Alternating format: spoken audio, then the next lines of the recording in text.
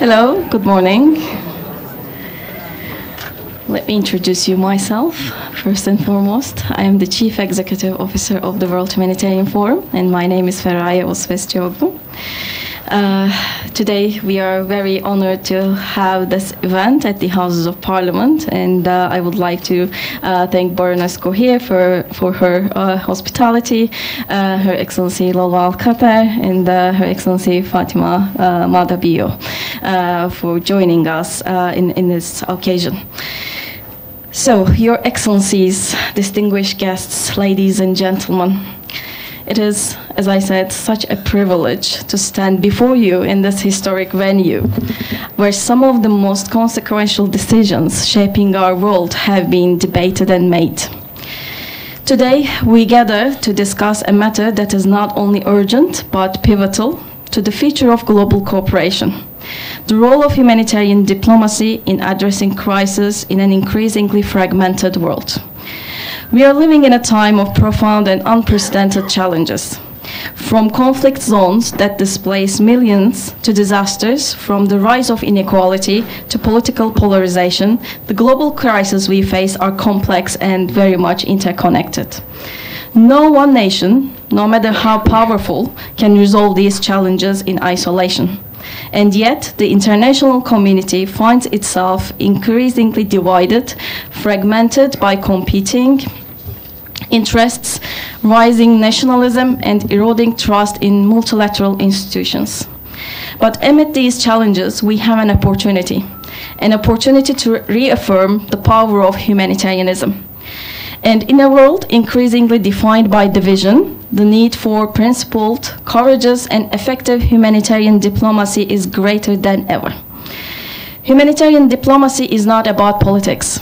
It is about principles.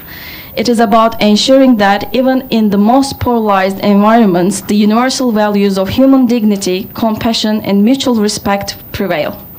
It is about leveraging dialogue, negotiations, and partnerships to save lives, protect the vulnerable, and build bridges where there are divides.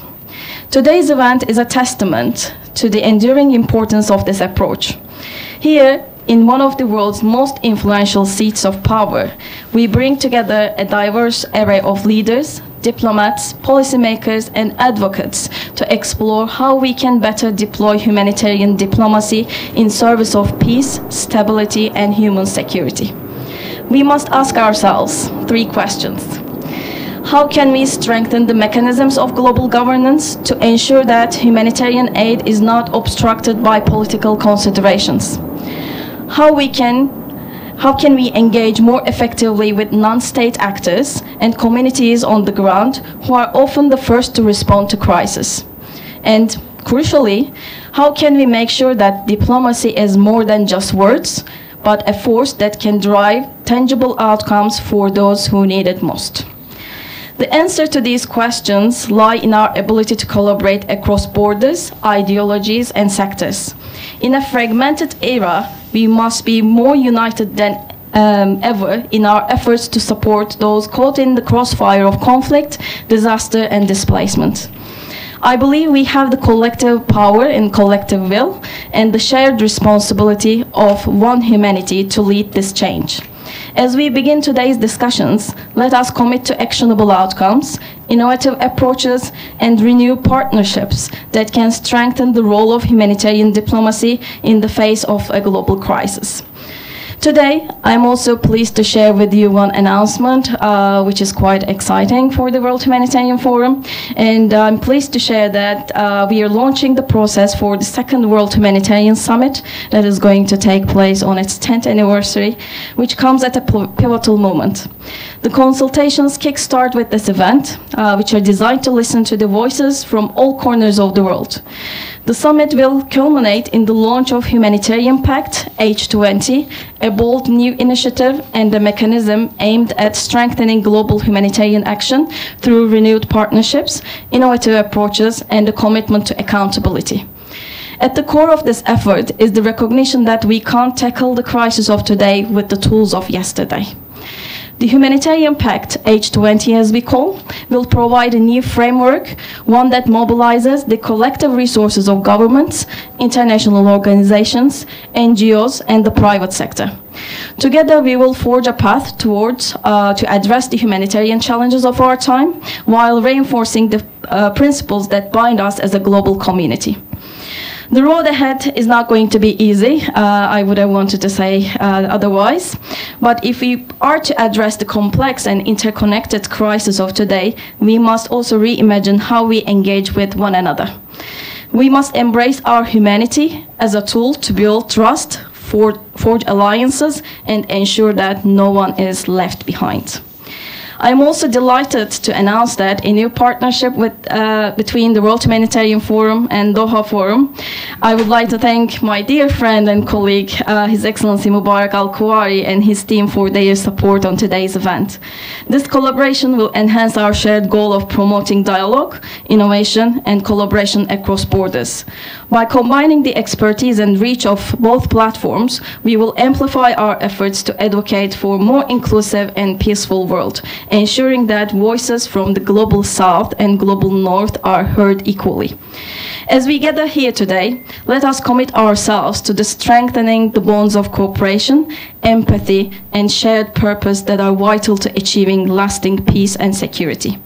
Thank you very much, and I look forward to our collective discussions and, most importantly, to the actions that will follow today. Thank you very much. And as we move to the next segment, we wanted all of you here to witness our signing ceremony with Doha Forum. So I would like to invite, as I said, my dear friend and colleague, Mubarak Al-Kuwari to this stage.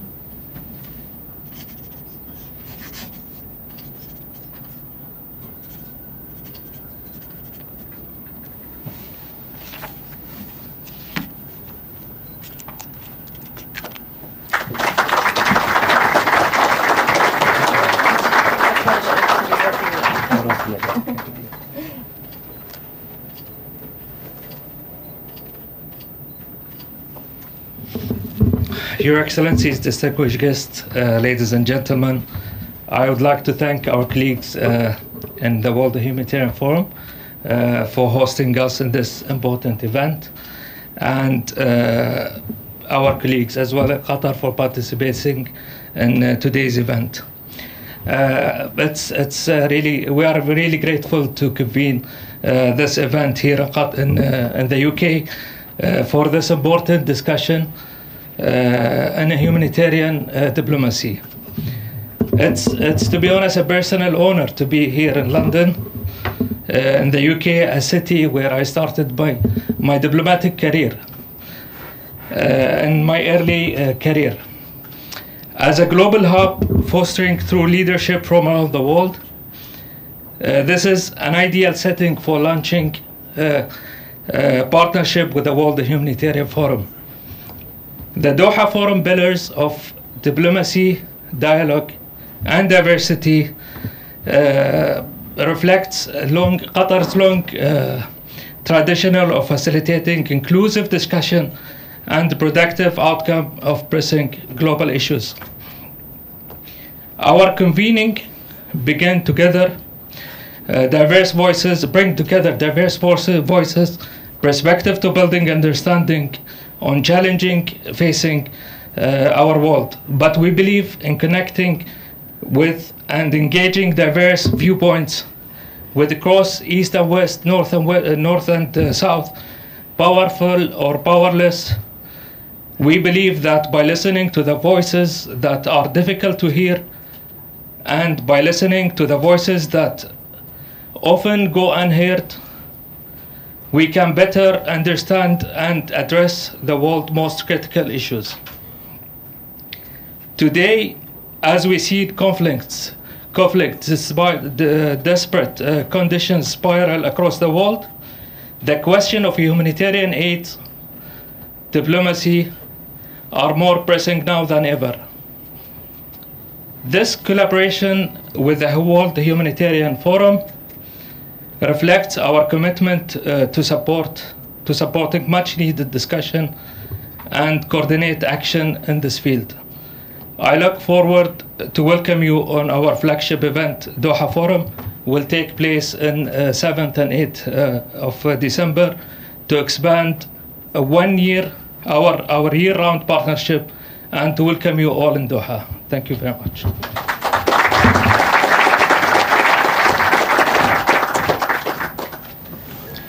So good morning, everyone. For those of you who don't know me, I'm Baroness Gohir. I'm a crossbench peer, and I was really honoured when Farai, the CEO of World Humanitarian Forum, asked me to chair this panel, given that it's an expert panel with a high-profile guest, but actually a high-profile audience. But I also felt a lot of pressure as well, so no heckling. But I'd also like to thank all of you as well for coming early in the morning. It's not easy, and on the way up, I was talking to First Lady Fatima that maybe doing morning events is actually quite hard. So the fact that you all turned up, thank you very much. And I know it's not just for the free breakfast. It was because we've got very esteemed guests here, and also because it's a very, very important topic. Humanitarian diplomacy. We need it so badly now, as Farai has highlighted. And obviously you're in for a treat with high-profile guests, Her Excellency Lolwa Khater from Qatar, and I will introduce her properly later, and Lord Ahmed of Wimbledon, and First Lady Fatima of Sierra Leone, and she'll be making the closing remarks. But before that, I actually want to introduce the topic itself. Why are we here? Why right now? We only need to see what's happening across the world. We've got lots of wars, climate crisis, millions are displaced, sexual violence against women and girls, most being killed are women and girls and children. Humanitarian assistance is needed at such a huge scale now than ever before. On top of that, as Farai mentioned, it's quite a fragmented and polarized world. So humanitarian diplomacy is needed more than ever before. Conflict seems to be at an all-time high. And I have this perception that it's never ending, it seems to be getting worse. But I thought, is my perception based on the fact that I'm just seeing it more on social media? So I thought, let me do a bit of research as I'm presenting here today, or chairing today. So I went onto the Global Peace Index 2024, and I found the following information. There are currently 56 conflicts, the most since World War II. We have the highest number of countries engaged in conflict since World War II. Minor conflicts and major conflicts. Some of the major ones, Gaza, Ukraine, Sudan.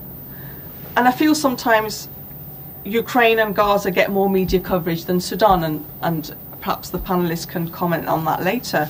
And if I'm wrong, please do correct me, but I was reading that there's 20,000 have been killed and 10 million displaced. Sudan, 8 million internally, 2 million to neighbouring countries. 92 countries involved in conflict outside their borders. 110 million people are either refugees or internally displaced due to violent conflict. The global economic impact of violence increased to 19.1 trillion in 2023, representing 13.5% of global GDP. Exposure to conflict poses a significant risks to supply chains for governments, but also businesses. So we are in a huge crisis. So there's a lot of work for you to do, Fry, CEO of World Humanitarian Forum. And for some of you who are not familiar with the work of the Humanitarian Forum, they bring together thought leaders, political leaders, business leaders, leaders from the charity sector to try and find the solutions on humanitarian aid, but also international development. And what they try to do is transform the talking into action. So it's not a think tank, it's a do tank. So we're in a crisis because international laws are not being followed. Humanitarian aid is not getting through. Disease is spreading. We haven't stopped the killing. Women and children make up large number of fatalities. Hostages are taken and not returned. We are seeing extreme suffering online. So, why are we here now? Why is this happening? I know this is a big question, but you both are experts, so I'm hoping that you can shed some light. And you both have inner knowledge of the inner workings. You've been involved in diplomacy talks, and I don't know, you might be able to share everything here, but maybe a bit more than, for example, you've been able to share in the chamber, for example, Lord Ahmed. So what I'm going to do is I'm going to warm them up first and allow them to make some opening remarks before I ask them some deeper questions. So I will start with Her Excellency, Lalwat Al-Khater. She's the Minister of State for International Cooperation at the Ministry of Foreign Affairs in Qatar. She's on many boards, too many to mention, because we could be here for 2 hours. But she's Executive Director of the Doha Forum and a board member of the Qatar Fund for Development. In her ministerial role, she spends much of her time mediating, building peace, and also providing humanitarian aid. Examples of her work include helping to evacuate people from Afghanistan, securing the release of Ukrainian children from Russia. She recently announced $100 million worth of funding for United Nations Relief Agency for Gaza, of humanitarian aid for Gaza. It is very important to note that Qatar plays a very important mediating role around the world in different conflicts and peace processes. So we'd love to know the secret as well. And I would like to welcome the delegation that Her Excellency has brought with her from Qatar. And some of the organisations are at the forefront of humanitarian efforts across the world. So thank you.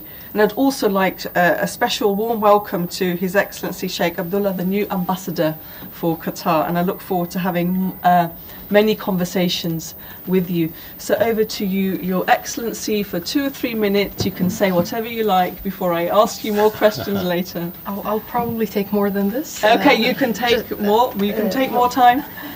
Thank you so much, Baroness Gohir. I really appreciate your time hosting us and also moderating this session. And I'm also deeply honored and so glad that I'm also presenting next to my dear colleague, Lord Ahmed. With Lord Ahmed, we've been through many crises together. Ukraine would be one, Gaza, Sudan, and others. In your very kind introduction, Baroness, you made it sound like a one-person show. And especially in this field, it's never a one-person show. As a matter of fact, I look at my right and I see my colleagues from MOFA. For example, my colleague Ghanem oftentimes actually accompanies the reunited kids from Ukraine. That's one example. And then I look at Qatar Charity. All the work that they do. They were the first NGO globally to intervene in Sudan, to give you one example. And then I look at the Red Crescent, Qatar's Red Crescent. Once again, I mean, all the work that we've done in Gaza, for example, especially in terms of evacuating the injured people, is mostly done by our colleagues in the Red Crescent. So my point is, it's never a one-person show. The only reason I asked to have more than a couple of minutes is the following. I know that you have a set of questions, and my colleagues, thankfully, have actually prepared some notes for me, right? You'll have less questions, that means that it's fine, it's good. Yet, I do apologize ahead of time that I'm going to disappoint you and I'm going to have a very different intervention. As a matter of fact, there are things that one has to say, and there are other things that one wants to say. And today, I decided to say the things that I want to say, rather than the things that I need to say. And my intervention would be under two main themes. The first one is what I would call the culture of aid. And the second one is linking that to climate change, and I'll explain in a minute. It's not the traditional link that we're used to. And on the culture around aid, basically around development, around philanthropy, generally speaking, I want to share this little story with you. A couple of weeks ago, in Doha, we were having a meeting about one of our projects, and then one of my colleagues, not from MOFA, so that I don't offend anyone, from another institution, as a matter of fact, suddenly leaned forward and pointed, saying in a very smart tone, "But why are we doing this? Is it for charity, or is it for 1, 2, and 3? And what's shocking is not the question, which gets asked oftentimes. What was shocking is my own reaction to it, right? Adhering to this overwhelming sentiment that aid somehow is of a lesser value, right? But all the other interests are of more value. Political interests, economic interests, other interests, basically. And this is problematic. And the reality is the following. You did mention, Baroness, in your introduction, saying maybe there are things that we know of as officials that are not always shared with the public. And here is one fact. Almost every politician, myself included, of course, publicly, when we address the public, there are certain things that we have to say. But I can confirm that in many cases, behind closed doors, many of those topics, humanitarian topics, rarely get mentioned, unfortunately. And as a matter of fact, when they get mentioned, most of the time, they get mentioned as in, oh, there is this X department at the end of the corridor, they're going to discuss the details of that, right? In other words, there is always this undermining of aid for the sake of doing the right thing. And it has always to be tied to advancing other political interests, economic interests, and so on and so forth. Is this necessarily wrong? I would say this is not inherently wrong, meaning if a certain action would check like different boxes, one is the humanitarian box, the other one is the economic, the third one is political, why not? But if this becomes the only reason, the only motivation, the only thing that would make us as individuals, as institutions, as private sector, as government, move, then this becomes so problematic. And if you allow me, I'm gonna share this little fact, and it includes an element of self-criticism, because, after the war on Gaza, for very legitimate reasons, most of us are talking about the double standards in the West. And I say for legitimate reasons. But at the same time, we have to also self-criticize and ask, what did the Muslim majority countries do as well, right? If you look at the different indicators and indices, etc., you will find that the top donors towards the Palestinians are not, with the exception of Qatar, I would say, but this is a factual thing, not some sort of a PR thing. With the exception of Qatar, the top donors for the Palestinians are actually Western countries. This is a fact. This is a reality. Now, that said, we can discuss the reasons and why, and that's fine. But the facts are the facts, and we need to do more as OIC members, for example. And I will conclude this part because I feel like I've taken a long time. But there was a study in 2007 by one of the Muslim scholars who is specialized in Islamic finance. So he said, let's do a calculation of how much money would be collected if we do the zakah properly. And the zakah, for those who are not familiar with the term, is the religious or mandatory charity in Islam that is paid on an annual basis if the wealth of the person reaches a certain threshold. If it's below, then no need, but if it reaches that, and as a matter of fact, zakah is the third pillar of in Islam. It's one of the 5 pillars, which means it's a big deal, in other words, right? So when he did the calculation, and by the way, it applies to individuals in modern contexts. I mean, most scholars say it applies to companies as well. So he did the calculation.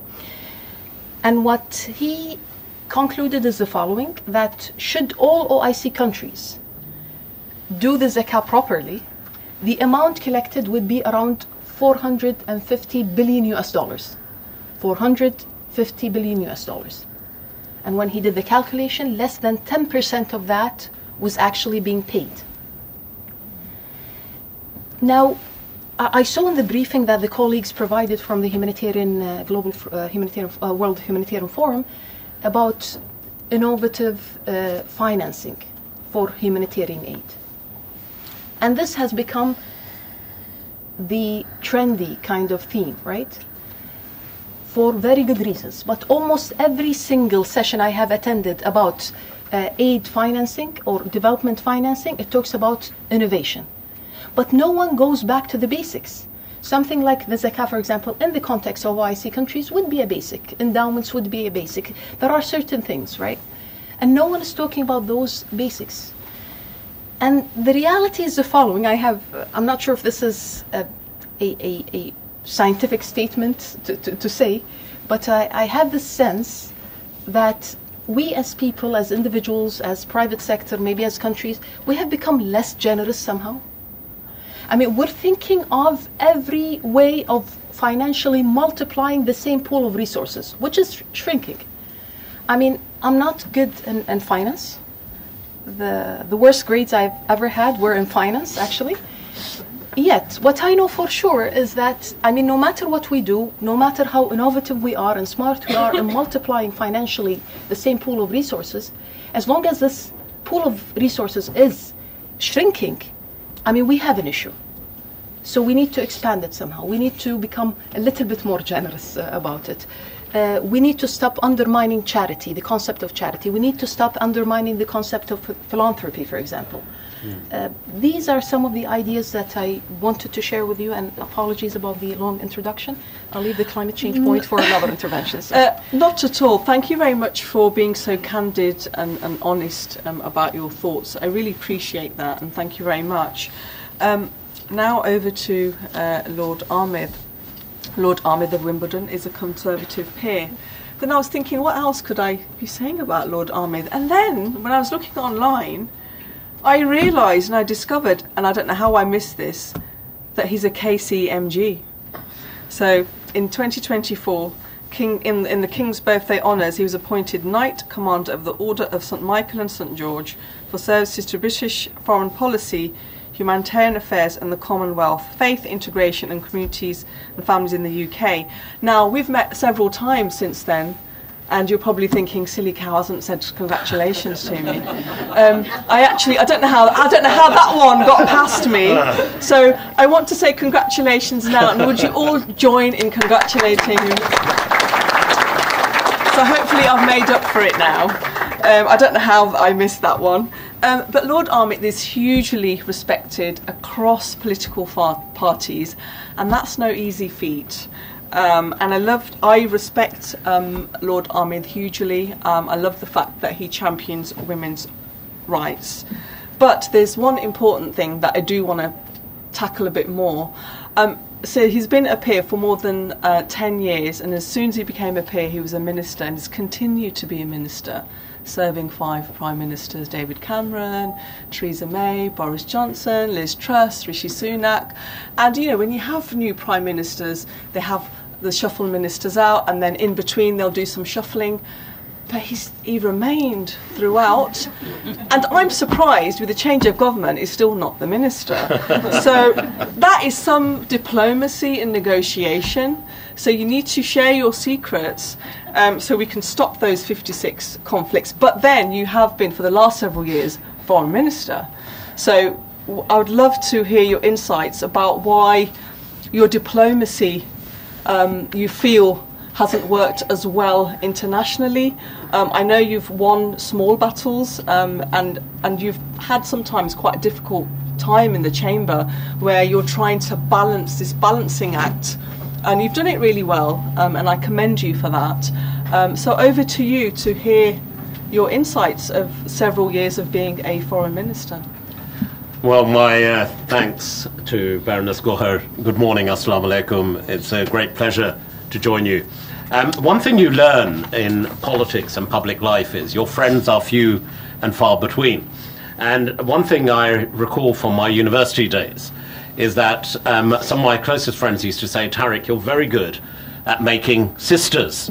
And that's what you do. When you have the strength of faith, you have the strength of working together. And I'm delighted that, if I may be as bold as referring, as we often do, to Lowa to my right, as my sister, and we were joined by this golden thread of humanity, which I'll come on to in a moment. But I'm also delighted that this morning we're also joined by some quite incredible women leaders within the British Parliament who share my same faith, who are advocates in a very powerful way. I can see Baroness Mubarak here. She has been a very powerful voice, particularly on difficult legislation. Naz Shah, who sometimes Naz and I don't quite agree on things, and that's not just because she's Labour and I'm Conservative, but she tells it how it is, and she's been very forthright in standing up for the rights, particularly as we see the challenges of Islamophobia, which is a nice conduit into, and I do mean this with all sincerity, someone who I've known many, many years in our political journeys. Sometimes there's been ups and downs for both of us, but we've shared much insight and experience, and I refer to Baroness Vasi. Sayda is Sayda by name and Sayda by nature, noble to the cause, vociferous in what she says, and I can tell you this, both as a colleague, friend, and a brother, boy does she tell it how it is, and that's what we need more of when it comes to public life. And we are here today, and I'll be very brief in my remarks, because to me, in welcoming the ambassadors, it's always loved to see you, the First Lady of Sierra Leone, and I know, Madam First Lady, you have humanity, you call it your compassion. And I think that's something we all share. That I found that over my many years as a minister, 12 years, 7 years as a foreign minister, the importance of compassion. Humanity is the golden thread that joins us together. Often when you're up against it in quite difficult and pointed negotiations, some of the real challenges you're facing, which are sometimes quite polarized positions, is the golden thread of humanity, which can often unblock some of the greatest challenges we face across the world. Two quick pointers, if I may, in this respect. During my time as a minister, I was pleased that we were able to bring together the two hands of international action, as I call them, in terms of diplomacy and development, when we merged the DFID department into the Foreign Office, which allowed, as a minister, to be able to ensure that the development element was intertwined with what we did on the diplomatic front. In terms of very life crisis, I'm delighted we're joined by Ambassador Mark Bryson Richardson. He was someone that I very much supported the nomination of. He's our coordinator for humanitarian affairs in the Palestinian territories. And that was quite deliberate on behalf of the previous government. I'm glad the new government has continued to deploy Mark in this way, because that humanitarian diplomacy is crucial. And the final point I just wanted to make is thank you. The minister said in her introduction that we've shared many crises together. It was Afghanistan that actually was the first crisis that brought us together. It seems like a long time ago, but it was only 2021 when we saw the Taliban take over.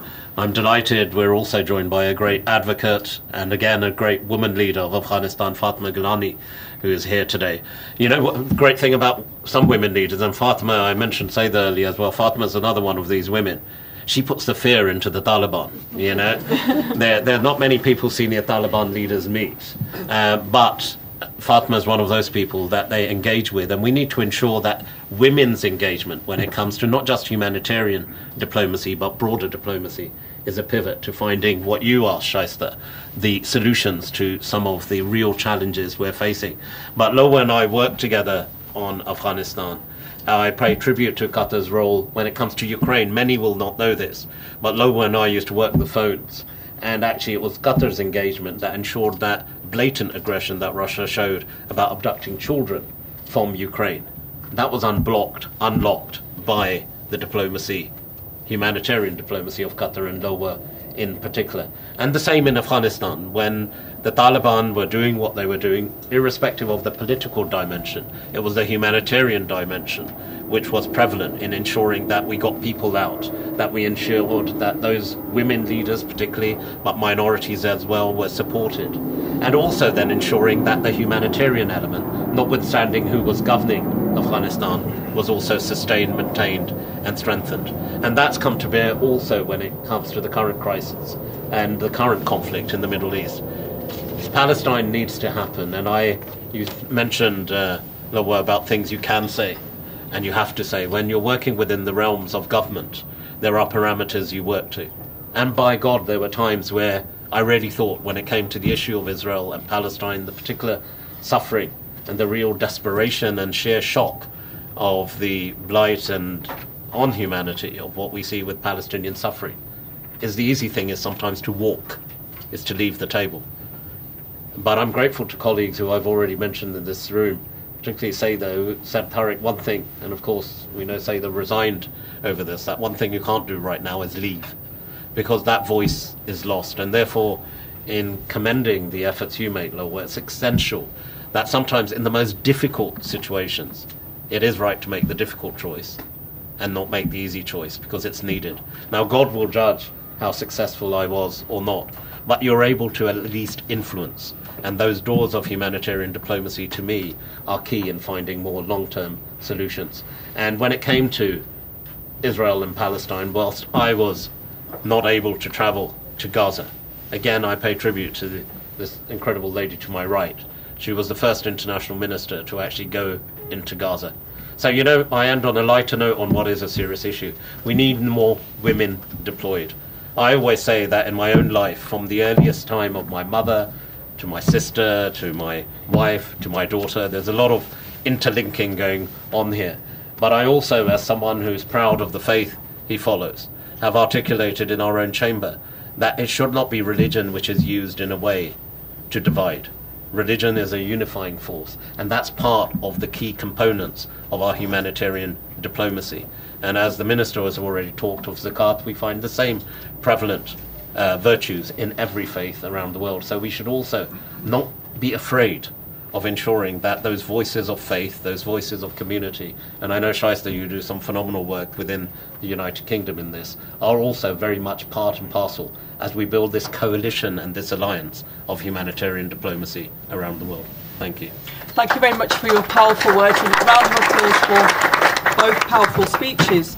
So my first question is, so I understand humanitarian diplomacy to mean using negotiations to get aid delivered, to ensure human rights, laws are followed, aid workers are protected, journalists are protected, we get accurate information about disease, about the aid that's needed, about death, and so on and so forth.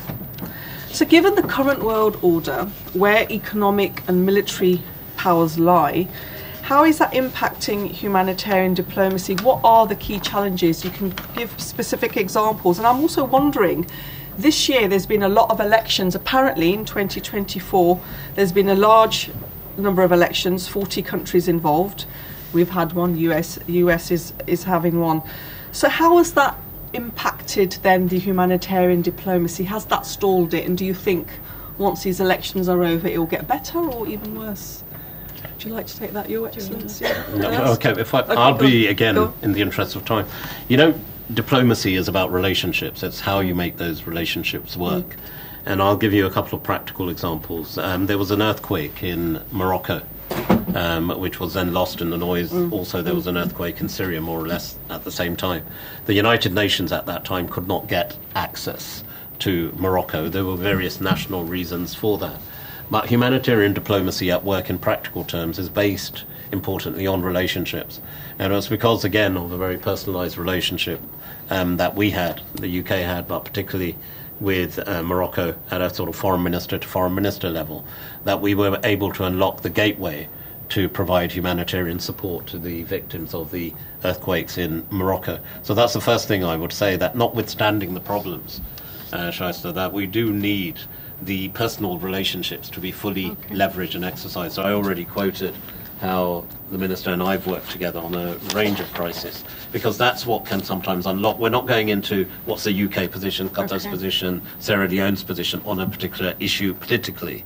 We're on the importance of relationships and how they can be leveraged effectively to start that ball rolling on ensuring the immediate humanitarian needs and requirements of a particular community, the most vulnerable parts of communities. And let's not forget, you mentioned women and girls. They're often amongst the most vulnerable than they're being impacted.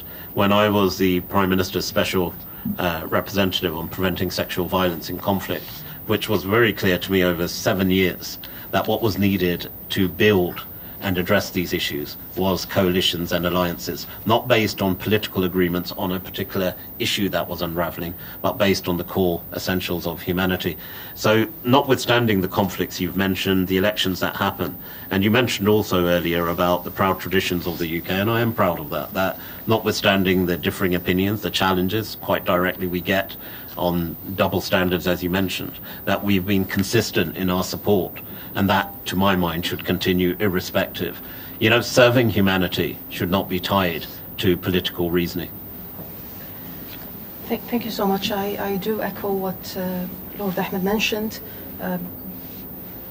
Generally speaking, humanitarian aid should be blind to ethnicity, race, faith, gender, political positioning as well. So on that we can agree. I mean, but sometimes it becomes more of a lip service, right? We say it, but we don't do it, and this is really the challenge. When we and Lord Ahmed spoke about the importance of personal relationships, and this is very important. But do you know why it becomes important? It becomes very important when the international community and international law fails. This is when it becomes important. So, and that's a challenge. I mean, if we make this the default, that we make sure that the system is dysfunctional to the extent that each time we need to make those, you know, personal phone calls, etc. This shows you a systematic problem in the international system. I mean, there are obviously specific examples. The problem is, I mean, this is on the record, right? So, but I'll give this example. I'll give this example, right? And I'll bear the consequences of that. So I still remember when there was the intervention in Syria by different international actors, including Russia, including other actors. Back then, it was a Middle Eastern problem that no one wanted to deal with. But then when Ukraine happened, everything was somewhat politicized. Every single platform, sports platforms, art platforms, political platforms, aid platforms, humanitarian platforms, had to respond and to take a certain shape and color. This was later on a bit corrected, I should say. It was a bit corrected and revisited, especially with some technical agencies of a very technical nature. I mean, the idea was for them to remain apolitical, right?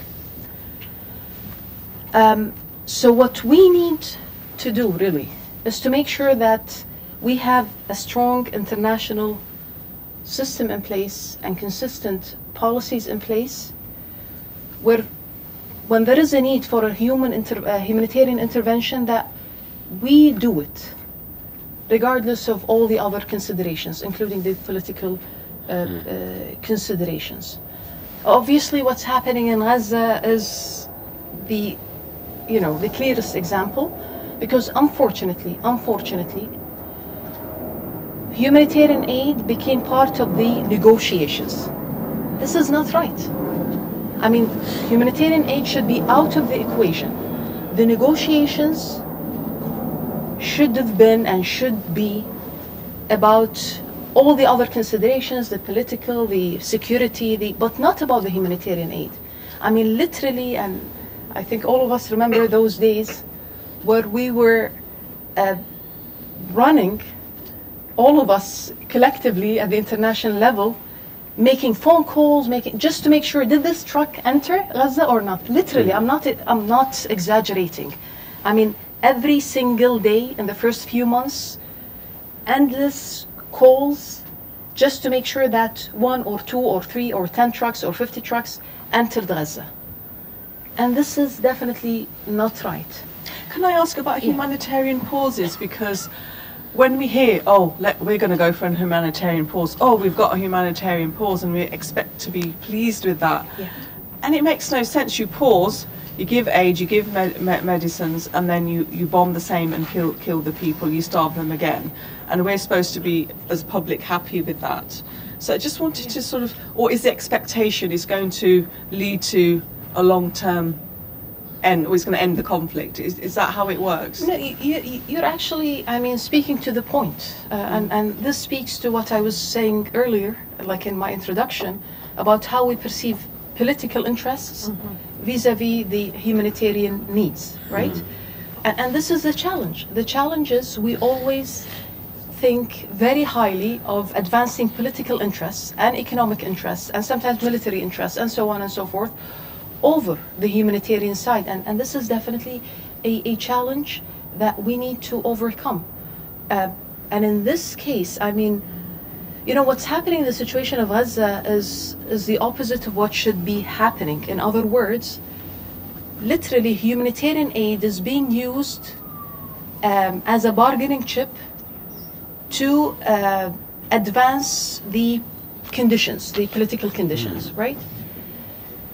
And here I want to propose something. I mean, if this is the case, maybe then we should start thinking about, you know, all the arms deals that are happening. I mean, it doesn't make sense that using one hand we provide aid and then using the other hand we provide weapons that would kill and target the exact same population. So this needs to be revisited, no question about that. And to your point, by the way, earlier about Sudan, and it's getting less attention. Yes, absolutely. You know why? Because in Gaza, there is a political interest by the global powers. In Ukraine, there is a political interest by the global powers. In Sudan, there is less interest. And that's why we see how the international community decided somehow to reduce the question of Sudan into a purely question of, you know, helping with the humanitarian aid without necessarily actively engaging and finding a political solution. I would say that's the reason. How do you both go from one crisis to another, and it seemed to be just from one to another, and that takes a personal toll on you, really. And then you have these strategic and ethical dilemmas, and you talked about double standards. That must really impact you mentally. So how do you deal with that? And I'm just wondering, and you talked about earlier on, it's about personal relationships. So you've kind of done, I don't think you probably went to university, did training on how to do this role, and you've kind of probably learnt as you've gone along. So again, how, I guess on the personal level, how have you dealt with it? And just looking into the future, do we need to now train people in humanitarian diplomacy and go on special courses to do what you two have done really well to the best of your abilities within the confines of the world order? Do we need now training on this?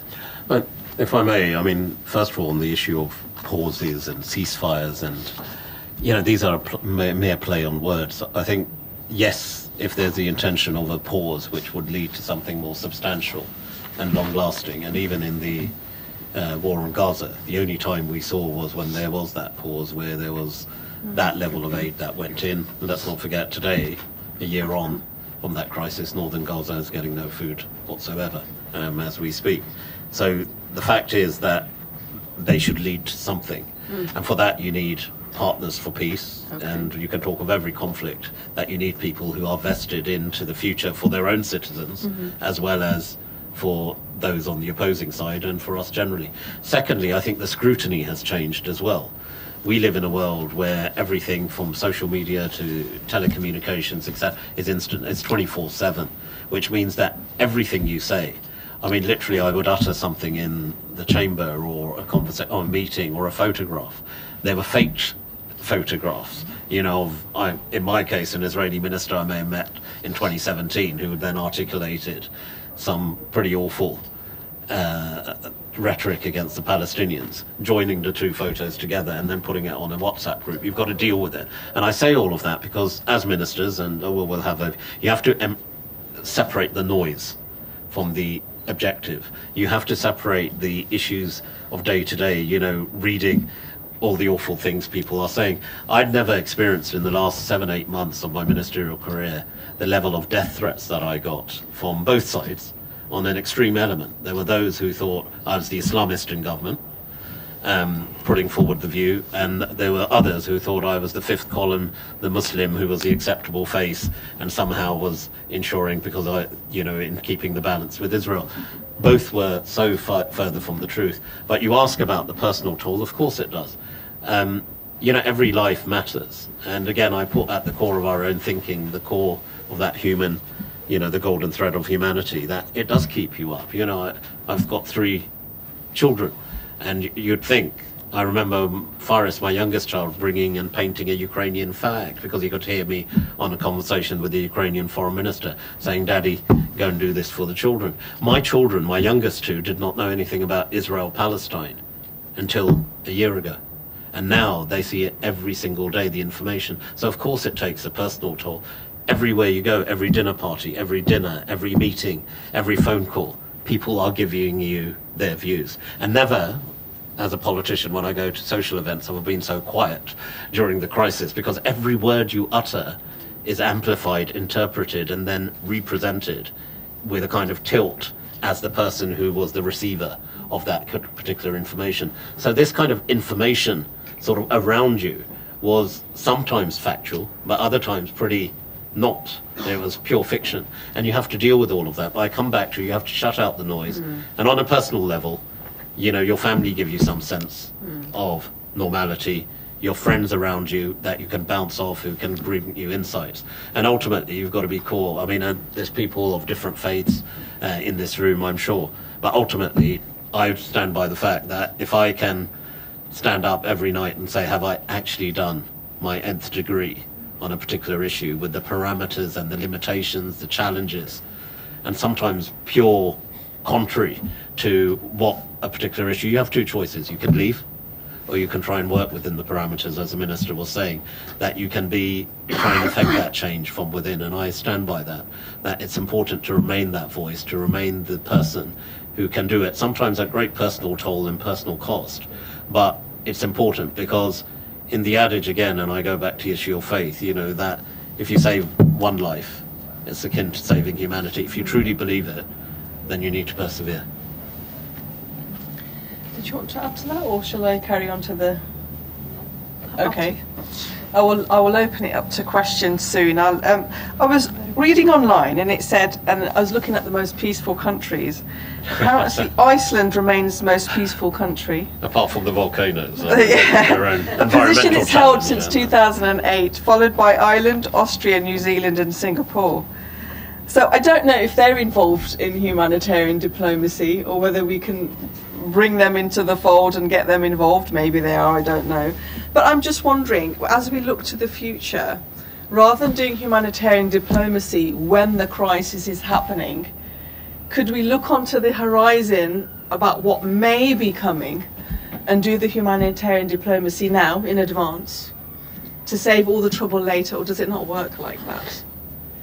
I mean, and what are the secrets of Qatar? That's what I want to know. How do you do it so well? Well, I'm surprised that Qatar is not on that list, actually. So this is what I got online.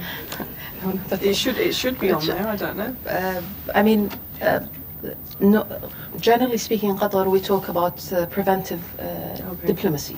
Is this possible? Yes. I mean, we do believe that preventive diplomacy, mediation in general, peacekeeping would help, because if you think about those who are affected by natural disasters versus those who are affected by human-made disasters, I think the latter would be the greater number and greater impact.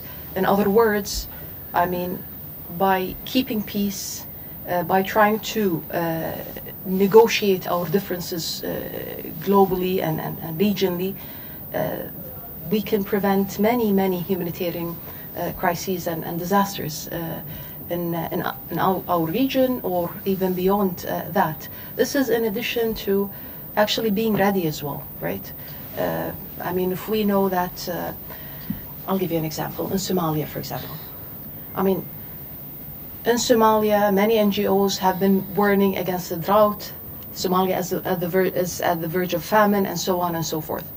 For months and months, we as the global, like the international community, reacted after the fact.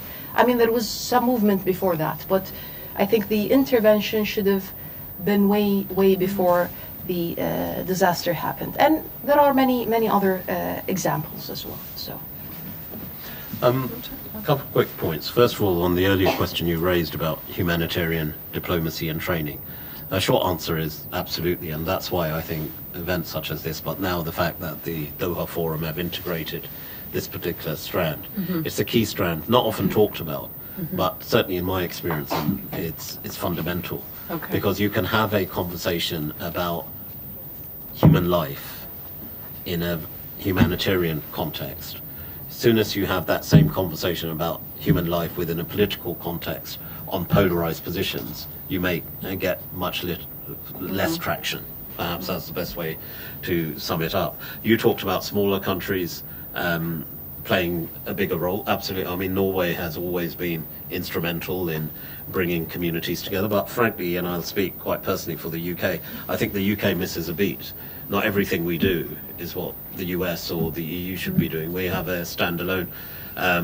I served, you said earlier, 5 different prime ministers, and lots of people had different opinions about respect for the UK internationally, but at no time did I feel that there was a lack of respect. If anything, there was a need for the UK to get involved. Why? Because diplomacy, be it diplomatic or humanitarian diplomacy, is at its best when it's discreet. And some of the most effective things, including with Qatar, and I'm not defying any great secrets now, but again, with one of Alawa's colleagues, Dr. Mohammed Al-Khalifi, he was a key negotiator in terms of the negotiations as we fought peace between Israel and Hamas. It was a bridge. And you need these bridges, whether it's Qatar, whether it's Norway, whether it's the UK, those bridges need to be in existence. And for those bridges, coming back to the smaller countries, it's countries like the US or Russia or the UK or China can lend themselves to those players. You mentioned Sudan.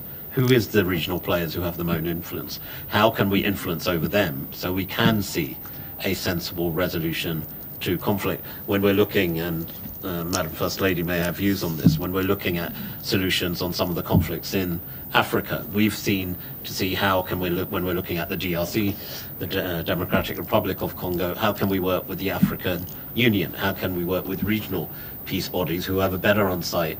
And here's an important fact, understanding of cultural issues as well, which are more sensitive to the resolution. And the UN itself, in my mind, also needs to change and adapt. It needs to understand that not every country of the world is going to be multi-party democracy overnight. There will be different ways, different governance systems. But what we need to really harness is the value a particular country brings to a particular negotiation, a particular dispute and conflict resolution. And we need to really focus on the attributes of those countries. And that's why our relationship with Qatar worked extremely well. And indeed, we helped to facilitate, from the engagement with some of the Israeli hostage families, with Dr. Mohammed Al-Khalifi. Why? There wasn't a diplomatic, but it was the humanity. He met with them on the basis of humanity. They met with him. They understood their angst, and they also appreciated the role he was playing in, again, acting as that bridge. May I add just a point here? I mean, your point about the UN, this is very important. I mean, especially in the context of what's happening in Gaza and the constant attack on the UN itself, the UNSG, the UN agencies. I mean, disputing the international legitimacy of the UN is a slippery slope. It's extremely risky and dangerous because we won't have any framework after that that is acceptable by everyone. And this is very problematic. That's why, I mean, part of actually preventing those conflicts is actually agreeing on a framework that is accepted by all countries and all parties. Okay, so we'll have a couple of questions. I think we've only got time for a couple of questions. Does anyone want to ask a question? They have not been able to get that equipment through. So how do we begin to get urgent and essential supplies to allow the people in those sort of conflict situations to be able to help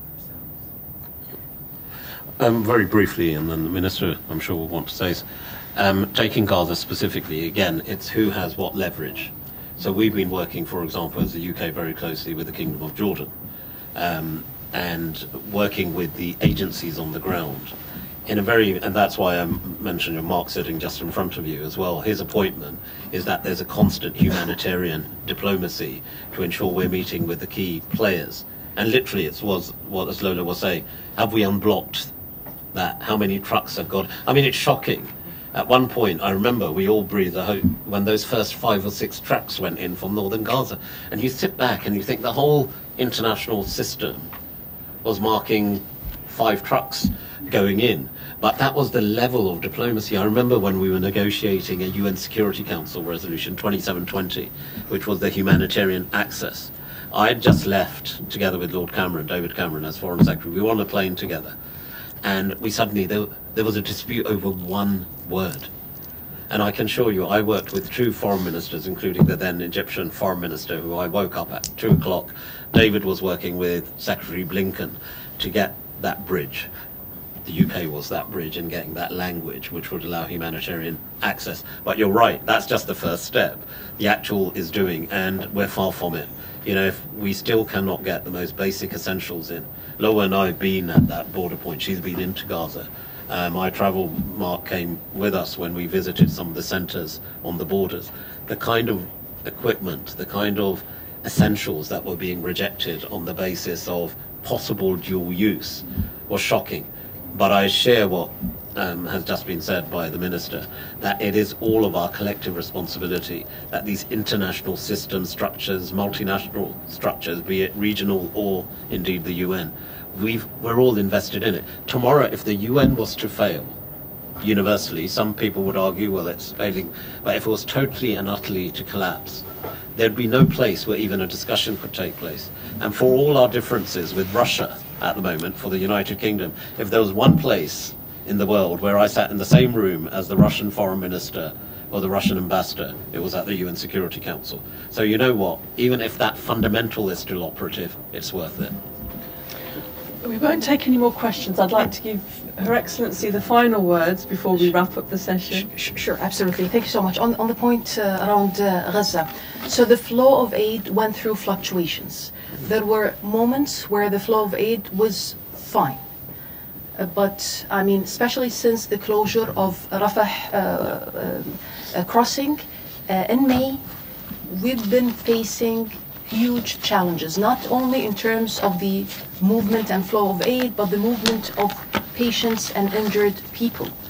And unfortunately, even though there is a mechanism in place, even though WHO is trying its best to evacuate the patients and the injured people, it's just an impossible mission for them. There are many reasons, and by the way, I do thank Lord Ahmed and the UK government, because we have collaborated on a number of joint aid missions. And as a matter of fact, I'm not sure if Special Envoy, Mark would like to say a few words about this, but we really appreciate the partnership, and we have had also an excellent partnership with some other countries in the region, and also beyond with France, to give you an example. That said, I would like to say the following. May I just resort to something that might sound totally not relevant, but I'll connect it in a minute. Sorry. I'm staying in a hotel here in London. Won't say the name of the hotel. It's not a marketing thing. But Lord Ahmed, could you read just not the sentence, but the first sentence? Change the world, not the sheets. Change the world, not the sheets. That was next to my to the bed in the room. And you know what? I mean, this is coming from climate change and you know the discourse around it, etc. So the climate change concept has managed to enter literally every single room, right? And now in the literature of climate change and policies of climate change, etc., everyone is talking about green taxation. How about we have some sort of a peace taxation, right?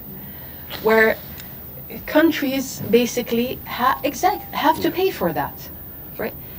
Now the mechanism, etc., I mean, we need to discuss that, obviously. This might sound like a dream, but I'm pretty sure that the climate change advocates were dreaming like 20 years ago, and now it has become a reality. So maybe we need to work around something similar. And I cannot emphasize enough the role of the UN. It's very crucial, not only in terms of its legitimacy, etc., but in terms of actual daily coordination and work. And I would end by inviting countries who are still providing unlimited, unconditional support to Israel. They've tried the incentives, they've tried the negotiations, they've tried everything. How about they try using some sort of other measures, right? Banning certain transactions, including military, for example. I'm pretty sure this would work out. Thank you so much. So we will end with a recommendation, which is change the world with peace taxation. Thank you very much for a brilliant panel. So now we will have some closing remarks from First Lady Fatma Madabeyo. She is not just the wife of the President of Sierra Leone, she is very accomplished in her own right before she got married, and a celebrity. She is an actress, writer, film producer. She's won Best Actress Awards. Lady Fatma also escaped child marriage, which actually, these experiences have actually shaped her philanthropic work, and she's involved in many, many charities. Lady Fatma launched the Hands Off Our Girls campaign in 2018 to protect girls from rape and early marriage. This led to the President declaring a national emergency on rape and sexual violence. We actually need that here as well. She also works closely with other African First Ladies, and they have formed an organisation called Organisation of African First Ladies. They collectively focus on gender issues. Lady Fatma has started many initiatives, such as providing food and free education initiatives for girls in school. But what I found the most interesting, I was speaking to it about earlier, is her initiative for fighting period poverty. She launched the Free Sanitary Pads initiative for schoolgirls in Sierra Leone. But she managed to persuade Islamic scholars, including Mufti Menk, to hold up the sanitary packs and join the initiative to try and persuade Islamic scholars. I mean, I've tried and don't even like to say the word period, and I saw images of them holding these packs. So you must be a formidable force in persuasion. So please welcome the formidable Lady Fatma.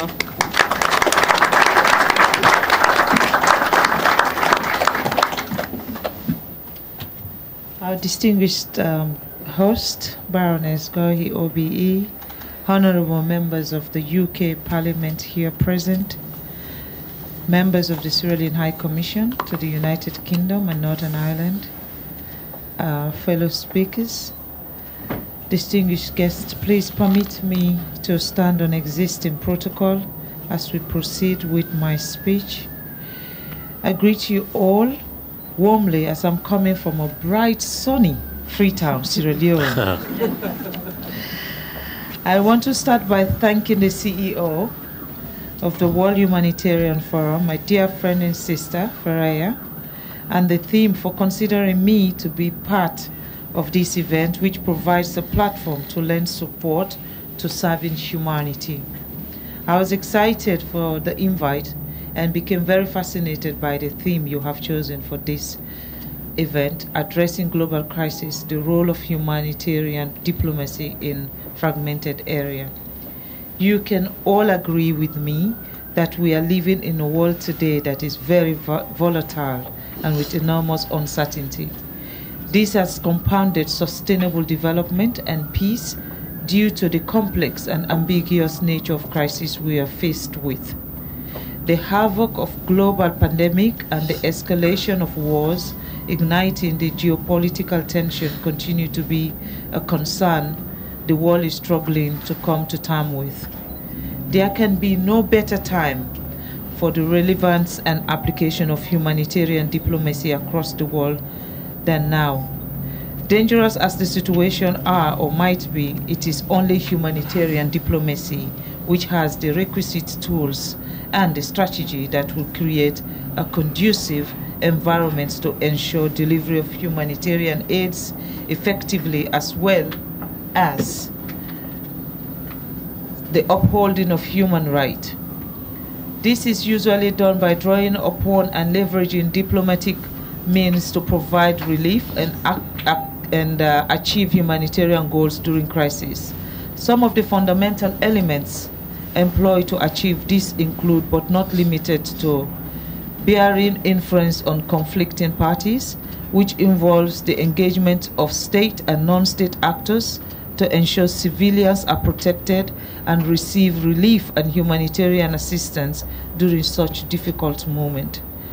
A very common and worrying during crisis is the blockage of access to vulnerable population, especially women, girls, and children, which necessitate the need for negotiating access through humanitarian diplomacy so that relief assistance and possible evacuation are made. I was just listening to the Honorable Minister talk about negotiating aid. I don't think aid should be negotiated. We should also look at the fundamental to the intervention in conflict and crisis situations also.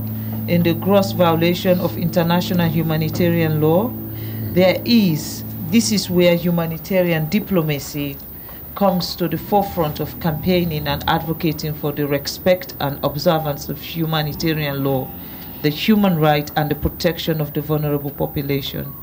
In addition, at the center of humanitarian diplomacy is the relationship and connection between and among the diverse actors at government, development partners, civil society, and others that work in partnership to deliver on humanitarian interventions.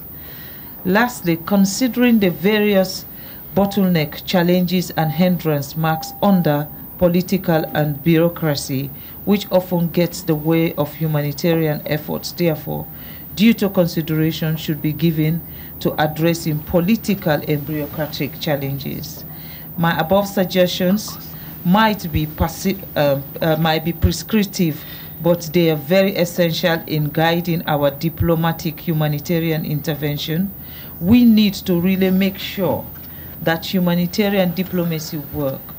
If there is a breakdown and failure, the outcome will always be horrific. Need I attempt to list what has engulfed us in recent time? The monumental catastrophe facing the world is sufficient justification for humanitarian diplomacy to be taken seriously and ensure it remains active and fruitful. Let me register my thanks and appreciation to the World Humanitarian Forum for keeping alive the spirit of humanitarian diplomacy through such event.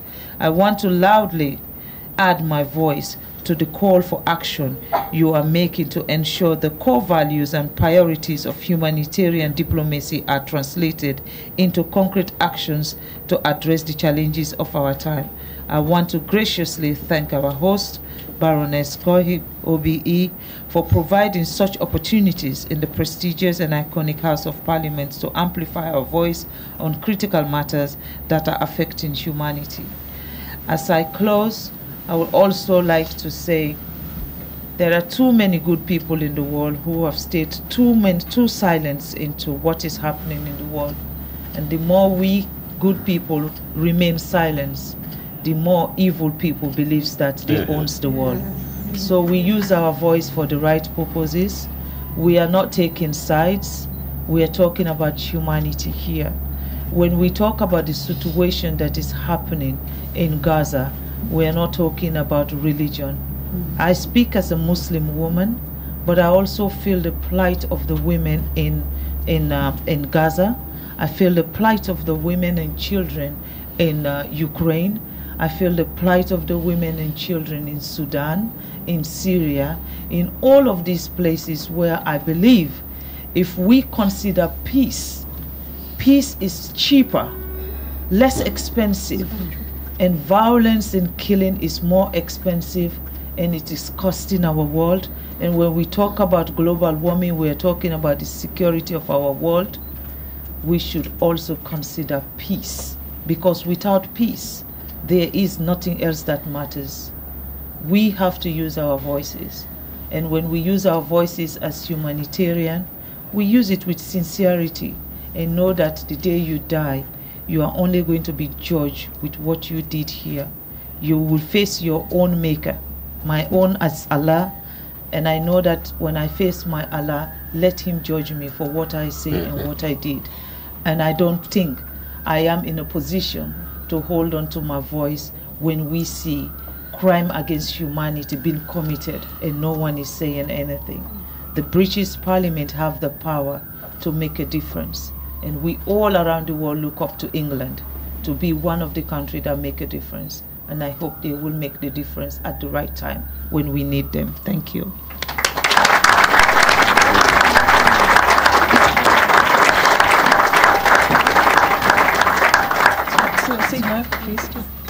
Well, you know, after the words of Lady Fatma, it's very difficult to say anything, but thank you so much for everything that you said. I just wanted to thank the World Humanitarian Forum, just because I failed to recognize the role in the beginning of my intervention, and also my colleagues from Doha Forum. Thank you so much.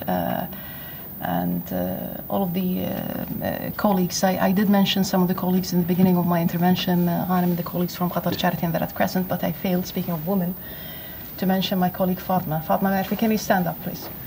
Another Fatma. So this lady alone, well, first of all, she entered with me Gaza. That's one thing. Okay. The other thing is, I mean, this lady alone, I mean, managed to help tens of Palestinians. She was there at the borders, making sure that they get evacuated to be treated in Doha.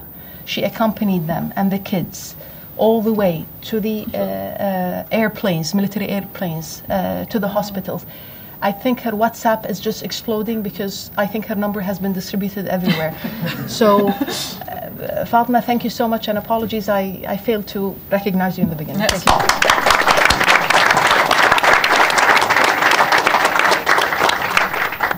I would actually like to thank the ambassador. I'm not going to add thank you to World Humanitarian Forum and Doha Forum and Your Excellencies, but the ambassadors that have come and the representatives from the embassies, but also the parliamentarians, the peers and the MPs. I don't see them rolling in at this time in the morning, so thank you very much. We're late starters, aren't we? So thank you very much. So we've got the room until 11 o'clock. Thank you everybody for attending. Use the rest of the 10-15 minutes to do a bit of networking, and see you soon. Very good.